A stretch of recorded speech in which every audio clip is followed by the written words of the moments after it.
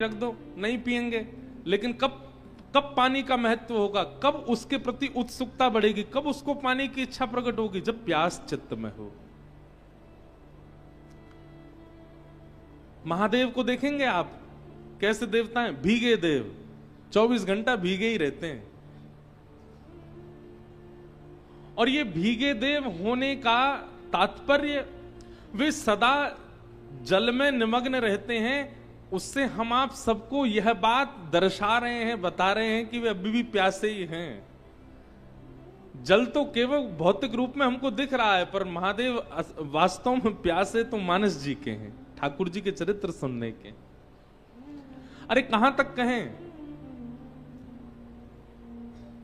इतने प्यासे हैं महादेव भगवत लीला सुनने के कि अपने 11 रुद्रों में अंतिम रुद्र के रूप में स्वयं हनुमान जी बनकर के, कपीश्वर बनकर के प्रकट हो गए। क्षमा कीजिएगा, हम व्यास मंच से एक बात कहें। हनुमान जी महाराज दुष्टों का दलन करने के लिए प्रकट हुए नहीं। श्री हनुमान जी महाराज अपने प्रताप को प्रतिष्ठित करने के लिए प्रकट हुए नहीं। श्री हनुमान जी महाराज अपने पराक्रम से संसार के लोगों के पीड़ा, विपत्ति, आपत्ति, कष्टों को दूर करने के लिए प्रकट हुए नहीं। ये जितने भी कारण हम हनुमान जी के लिए देख रहे हैं, ये सब हमको बहकाने के कारण हैं।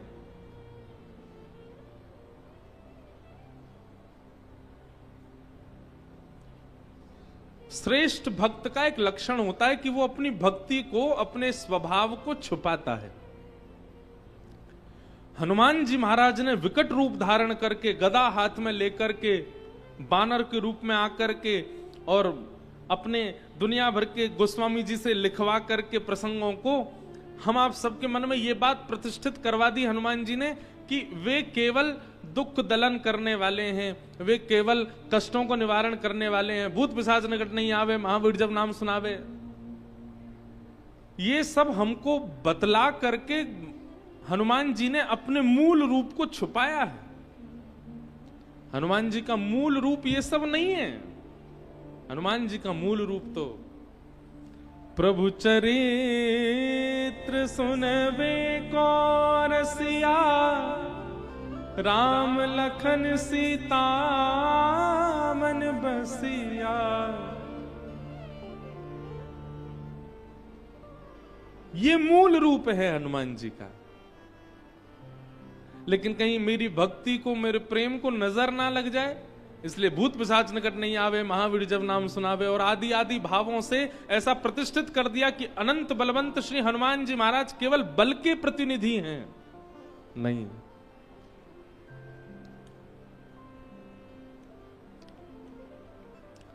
हनुमान जी तो अत्यंत प्रेम के सागर हैं। और महादेव कथा के इतने रसिया हैं कि वे ही हनुमंत रूप धारण करके कथा श्रवणार्थ पधारे हैं। तो भीगे देव, अगर कोई कहे तो कौन है भीगे देव? महादेव 24 घंटा भीगे ही रहते हैं। भीगे रहने का मतलब तात्पर्य क्या है? वे प्यासे हैं। किसके प्यासे हैं? रामचरित्र के प्यासे, कृष्ण लीला के प्यासे। हमारे ब्रजमंडल में कितने रूप हैं महादेव के। नंदगांव चले जाओ तो नंदीश्वर, गोवर्धन चले जाओ तो आशीश्वर, चकलेश्वर, मथुरा चले जाओ तो भूतेश्वर, और वृंदावन के तो सबको जानते ही हैं। वृंदावन में कौन है? गोपेश्वर। महाराज नंदगांव में तो श्री महादेव ऐसे बैठे हैं। कहां बैठे हैं पता है? यशोदा मैया लाला को जब नहवावे, रसोई घर में गुसल खाने में ले जा करके जब लाला को नहवाए वे, तो जहां से श्री लाल जी के तन पर पड़ने वाला जल जिस नाली से बाहर आता, महादेव वहीं बैठे हैं। ठाकुर जी का अभिषेक युक्त जल ही मोरी में है के महादेव के ऊपर आता, वहीं बैठे हैं श्री नंदेश्वर महादेव। वहां बैठ करके श्री ठाकुर जी के चरणामृत से ही पूरे दिन अभिषेक अपना करते रहते हैं। ऐसे श्री महादेव रामचरित्र, कृष्ण चरित्र, रामलीला, कृष्ण लीला सुनने के अनन्य रसिया। तो हमने तो एक संकल्प धारण किया है मन में कि पाठक परिवार कथा कराए तो ही हम राम कथा सुनावेंगे। यह भी एक प्रकार से महादेव यूं कहेंगे कि भाई ये तो गलत है, पर अब हमने ये भी भाव रखा है कि हम अपने प्रयास से भी करेंगे कि हम महादेव जहां जहां विराजने उनको श्री रामचरित्र सुनाने के लिए जाया करेंगे। और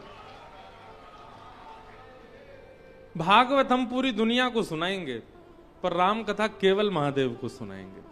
अगर कल को कोई हमसे कहे भी कि हमें राम कथा सुननी है, तो हम कहेंगे ज्योतिर्लिंग में चलो, वहीं सुनाएंगे राम कथा। अब और कहीं हमको ऐसा लगता है कि हमको कहने में हम असमर्थ हो जाएंगे, पर वैसे तो अभी भी असमर्थ ही हैं।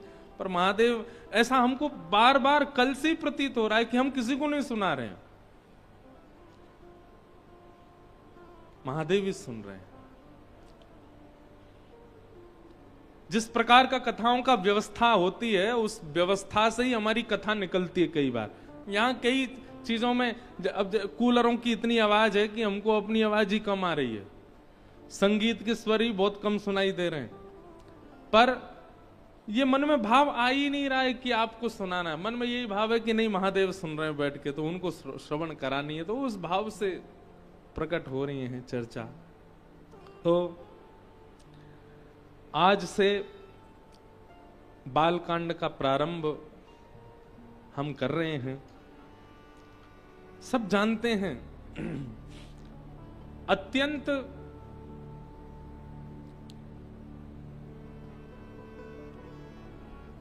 प्रणाम के प्रसंग है, वंदना प्रसंग है पूरा बालकांड। गोस्वामी तुलसीदास जी महाराज वंदना कर रहे हैं, और सबसे पहले वंदन किसको कर रहे हैं? जो सुमिरत सिद्धि होई गणनायक करिवर वदन, करऊ अनुग्रह सोई बुद्धि रास शुभ गुण सदन। और ध्यान से सुनिएगा। सबसे पहले किसको वंदन कर रहे हैं? श्री गणेश जी को। गाइए गणपति जगवंदन, गाइए। विनय पत्रिका में गाइए गणपति जगवंदन,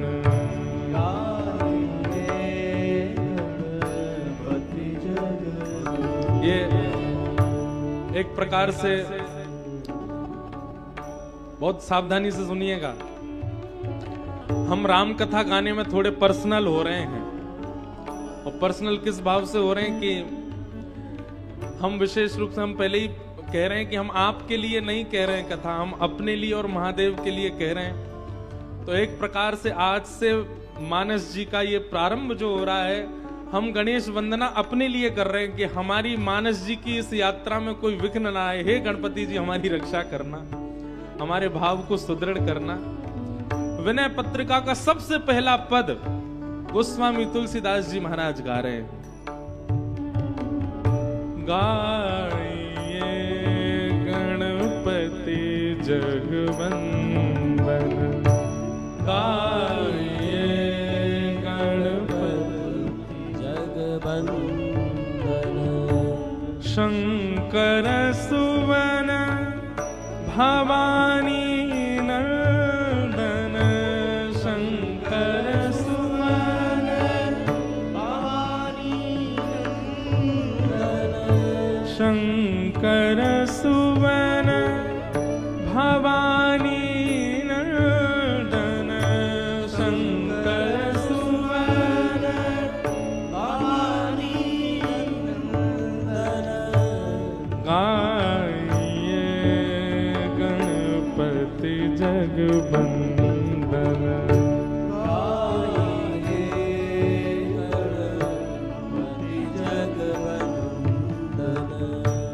सिद्धि सदन गज बदन विनायक, सिद्धि सदन गज बदन विनायक, सिद्धि सदन गज वदन विनायक, सिद्धि सदन गज वदन विनायक,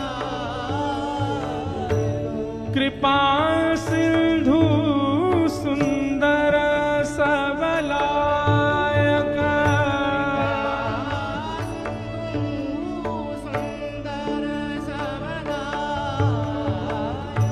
कृपा सिंधु सुंदर सबलायक,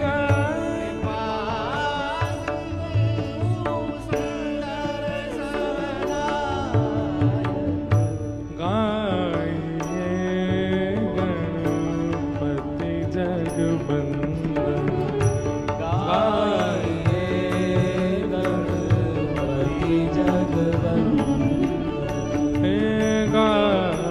गाइए गणपति जगवंदन, गाइए गणपति जगवंदन, मोदक प्रिय मुद मंगल दाता, मोदक प्रिय मुद मंगल दाता, विद्यावारिधि बुद्धि विधाता,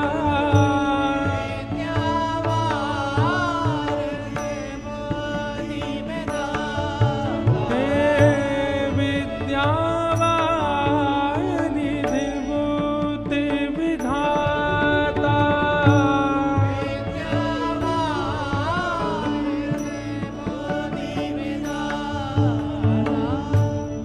मांगत तुलसी दास कर जोरे, मांगत तुलसी दास कर जोरे, मांगत तुलसी।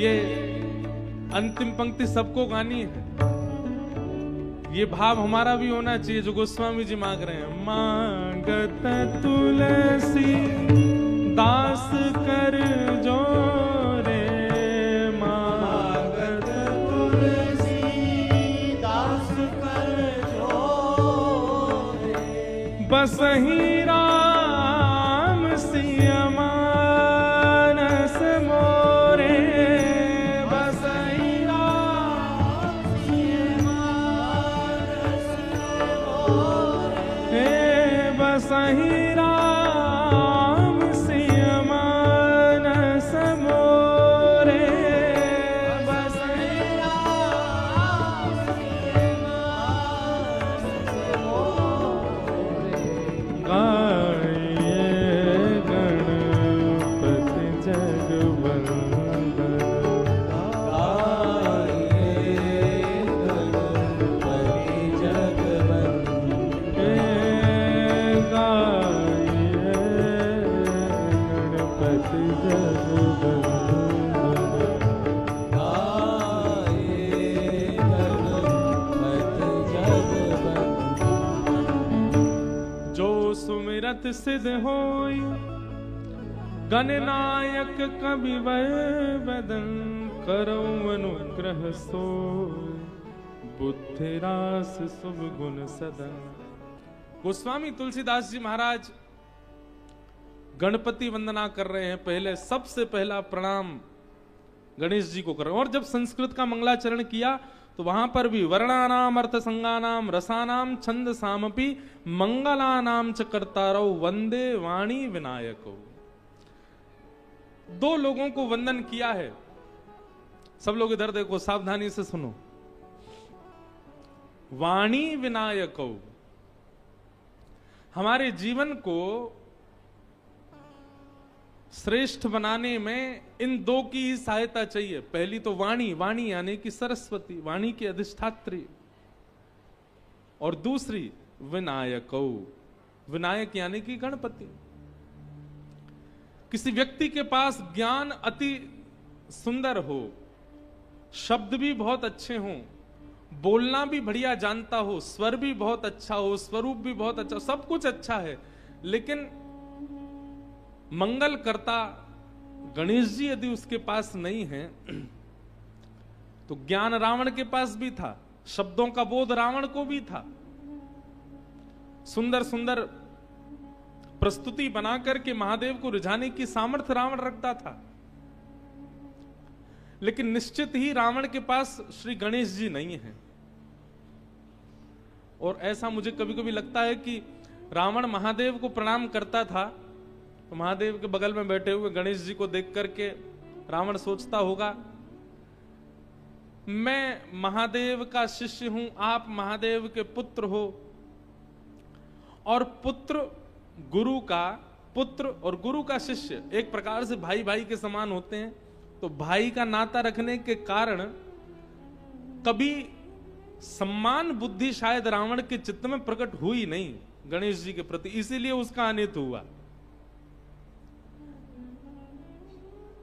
गणेश जी का सम्मान उसने किया होता, गणेश जी के प्रति उसका आदर भाव रहा होता, भैया आप महादेव के उपासक हो, इसका मतलब है कि महादेव पंचायतन संपूर्ण परिवार आपके चित्त में होना चाहिए। अकेले महादेव को भजने से कोई काम नहीं बनने वाला है, आपको नंदी को भी प्रणाम करना पड़ेगा, आपको सर्प को भी वंदन करना पड़ेगा, आपको परांबा, जगदंबा, उमा, पार्वती को भी वंदन करना पड़ेगा, उनके वाहन को भी वंदन करना पड़ेगा, आपको कार्तिकेय को भी वंदन करना पड़ेगा, गणपति को भी वंदन करना पड़ेगा, तब ही महादेव उपासक आप माने जाओगे।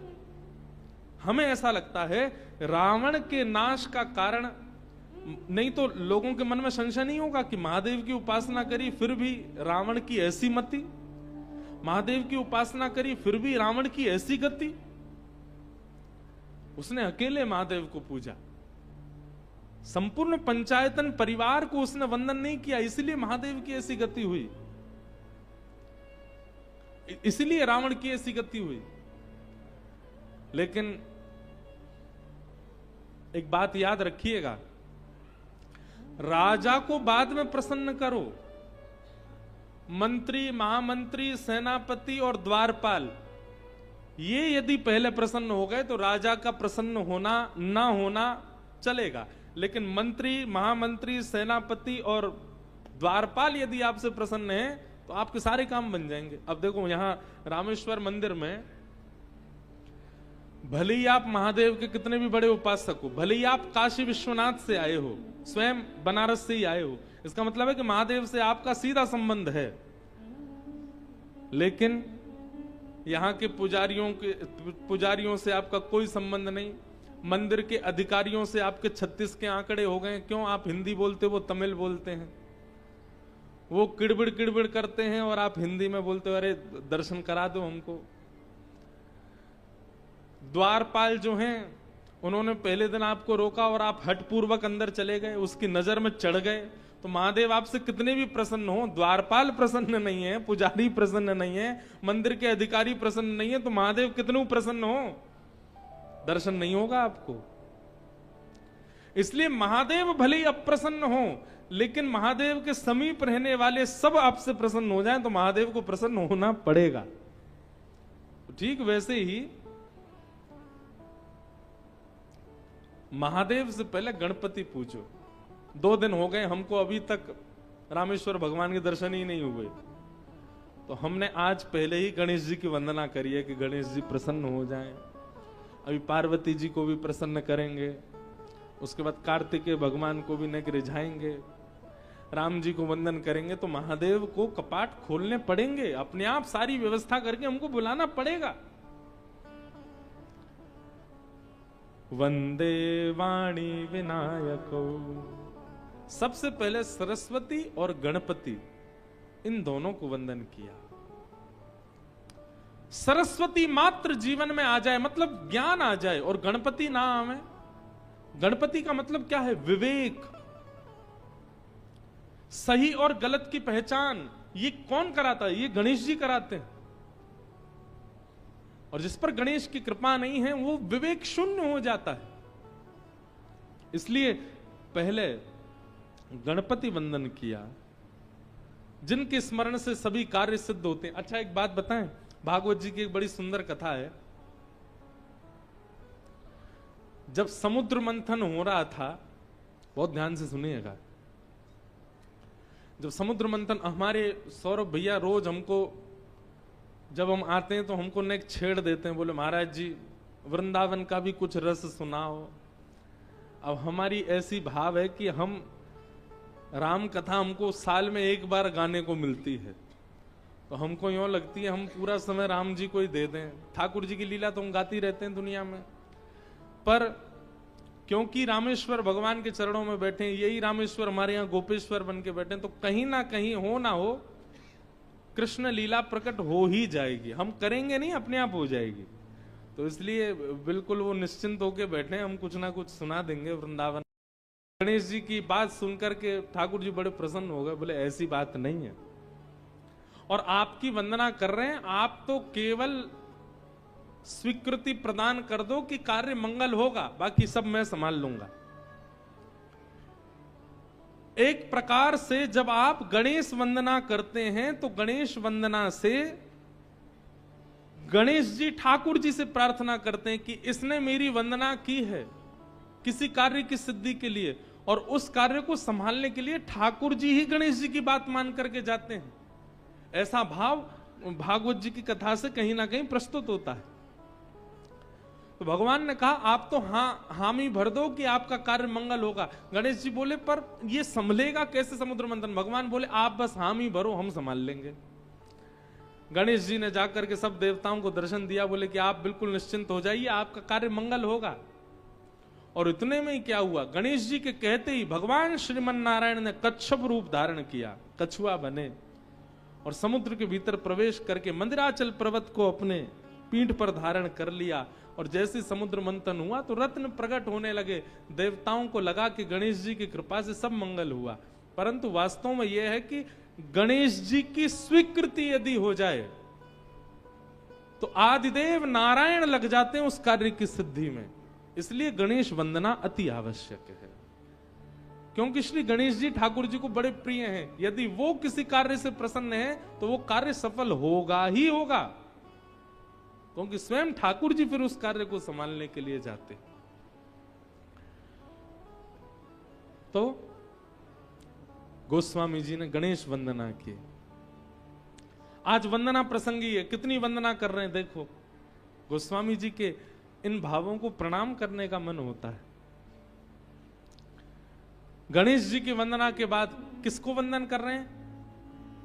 मूक होई वाचाल पंगु चढ़ई गिरिवर गहन, जासु कृपा सो दयाल द्रवउ सकल कलिमल दहन। एक श्लोक है ना, मूकम करोति वाचालम पंगुं लंघयते गिरिम यत् कृपा तमहम वंदे परमानंद माधवम। जिनकी कृपा से गूंगा बोलने लग जाता है, जिनकी कृपा से लंगड़ा पर्वत लांग जाता है, जिनकी कृपा से बिना नेत्र वाला भी देख लेता है, ऐसे परब्रह्म भगवान को मैं वंदन करता हूं। ठाकुर जी यदि चाह जाएं, ठाकुर जी यदि चाह लें तो न नेत्र वाला भी सृष्टि को देख सकता है, और ठाकुर जी यदि नहीं चाहें तो सर्वगुण संपन्न होने के बाद भी व्यक्ति देख नहीं पाएगा, सन्मुख होने के बाद भी नहीं देख पाएगा। हम कोई मनगढ़ंत बात कहें तो आपका अविश्वास होना स्वाभाविक है, परंतु हम बिल्कुल सत्य घटना बता रहे हैं। हमारे पूज्य नाना जी पंडित श्री कृष्णलाल शास्त्री जी, उन्होंने एक बार एक बात हमको सुनाई थी, अभी अचानक याद आई। हमारे नाना जी जब अपने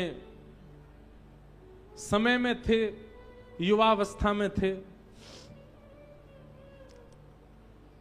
तो आपने गांव के किसी व्यक्ति से कुछ कर्जा लिया, धन लिया,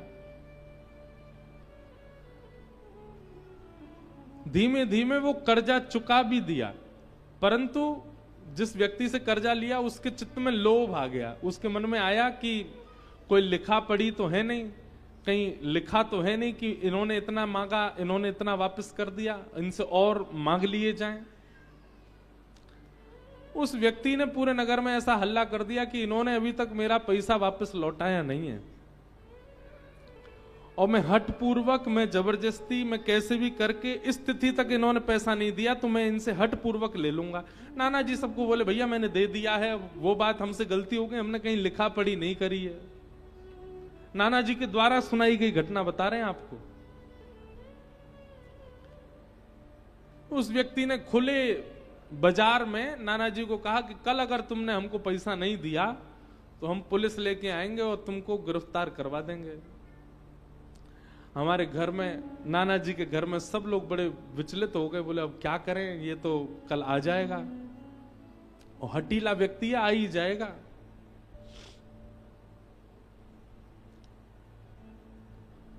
हमारे नाना जी कहते हैं, वो लाला मैं नारायण कवच को पाठ कर रहे हो, ओम हरिर्वदध्यान मम सर्वरक्षाम नस्तांग्र पद्म पदगेंद्र पृष्ठे दरार चर्माम सिगदेशु चाप पाषाण दधानुष्ट गुणुष्ट बाहु जलेशु माम रक्षत मुत्स्मूर्ति।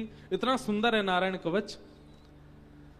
बोले मैं नारायण कवच को पाठ कर रहे हो, और वही समय वो कछु सिपाही को लेकर के, कछु हवलदारन को लेकर के घर में आयो, और मैं बीच आंगन में बैठ के संध्या वंदन, गायत्री उपासना और नारायण कवच कर रहा था। मैंने कि फिर? नाना जी कह रहे वास्तव में घर के सब लोग तो मैंने खेत पे भेज दिए, मैंने कि कोई दिक्कत होएगी आप सब चले जाओ, मैं अकेलो घर पे बैठा हो अपनी संध्या वंदन कर रहे हो। वो लाला मैं सांची बता रहा हूं, पूरे घर में घूमते रहे सबरे सिपाही और वो व्यक्ति, वाके सामने बैठा हूं मैं, फिर भी मुंह को देख नहीं पा रहे हो।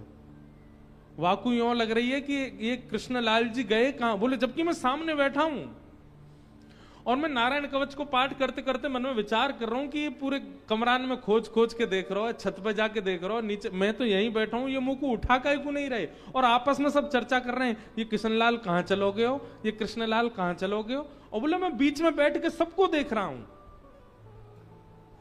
बोले वाह दिन मोकू पहली बार ठाकुर जी ने अनुभव करायो कि ठाकुर जी के भाव में कितनी सामर्थ्य है कि मैं प्रत्यक्ष होते हुए भी उनको अदृश्य दिखाई नहीं दिया उनको।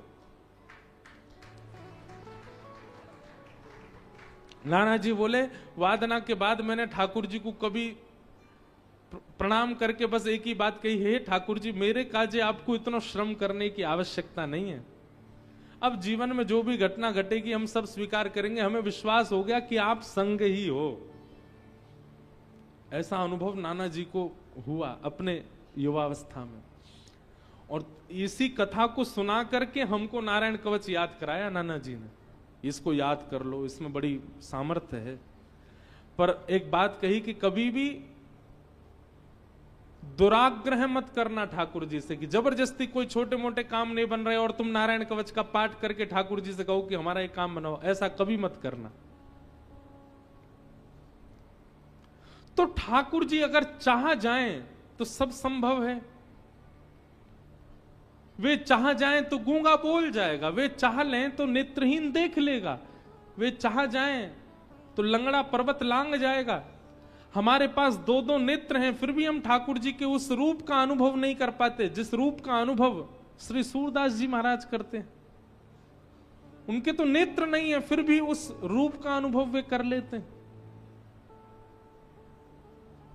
आहा, अरे कहां तक कहें, प्रत्यक्ष रूप देखते हैं सूरदास जी, ऐसा नहीं है।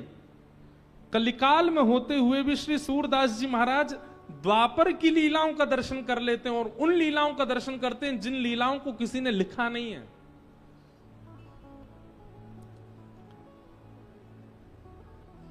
सूरदास जी की एक पद है सूरदास जी का, बहुत सुंदर पद है। ठाकुर जी और किशोरी जी की आपस की लीला का एक बहुत सुंदर पद है। बस मिल जाए हमें। हाँ हाँ,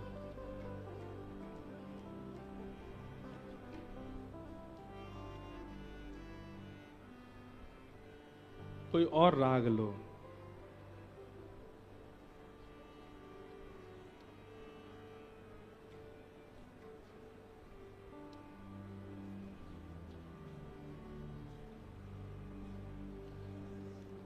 हाँ हाँ,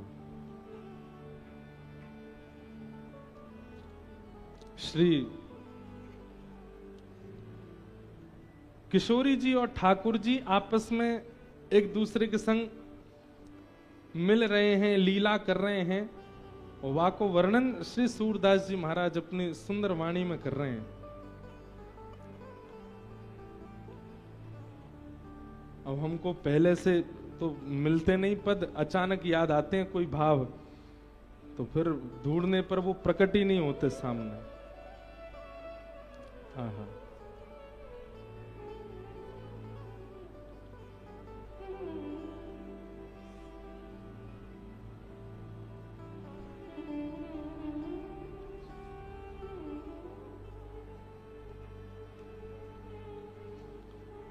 उस पद में ऐसा भाव है कि श्री ठाकुर जी और किशोरी जी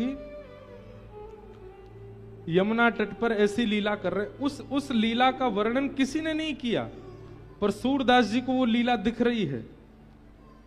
यहां जो गोस्वामी जी कह रहे हैं, मूक होए बाचाल पंगु चढ़े गिरिवर गहन, जासु कृपा सो दयाल।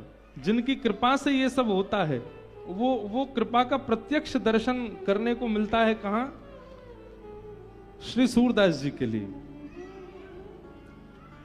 हाँ हाँ,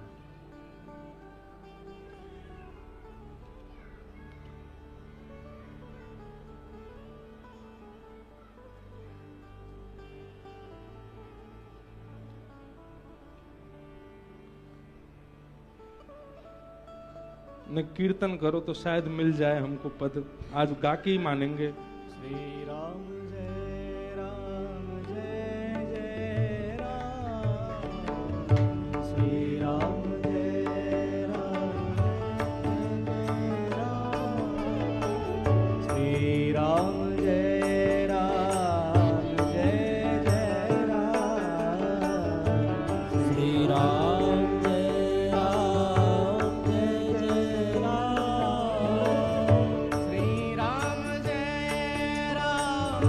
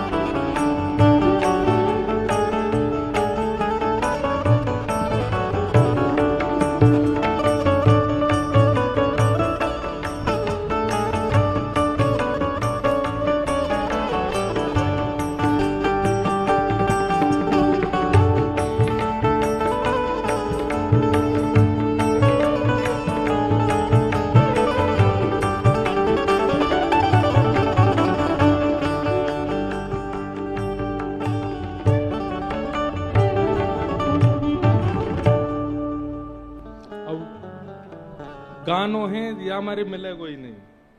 मानो किशोरी जी और ठाकुर जी सघन कुंज में विहार कर रहे हैं, तो अभी प्रकट, और जैसे ही हम कथा करके जाएंगे सोई एक पन्ना खोलती दिख जाएगा पद, लेकिन अब प्रकट होना होता है तो मिल जाते हैं तुरंत, नहीं होना होता तो फिर ऐसी लीला ठाकुर जी करते हैं। तो कहना क्या चाहते हैं, जासु कृपा सु दयाल। आप अपना बल मत मानिए कि आप कुछ देख सकते हैं।